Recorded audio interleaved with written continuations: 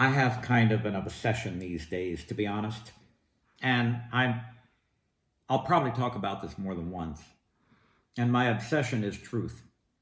Some of you heard me say recently that the phrase has been bandied about post-truth society to describe the state that we're living in now.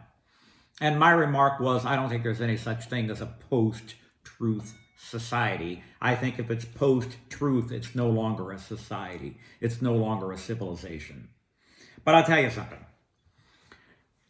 I'm the first to acknowledge that I have not always been the prince of tolerance when it comes to the multiplicity of truths out there.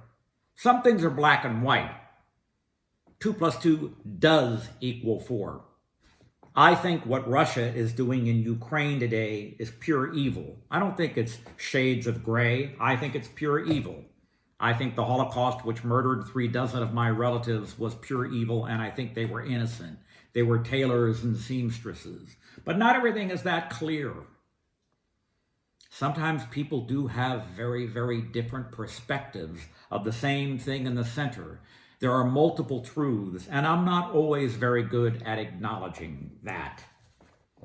What's the key? Listening.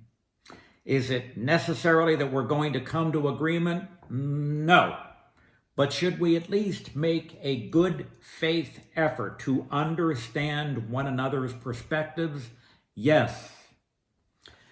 Not too terribly long ago, a famous Israeli author named Amos Oz died.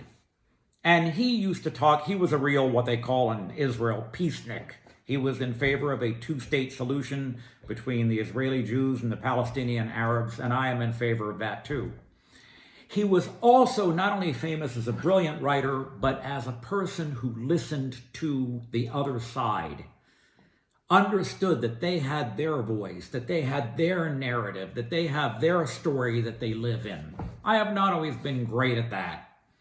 So I'm reminding myself, and you, just in case that's ever been an issue for you. If so, you're not alone. What's the first step? Listen.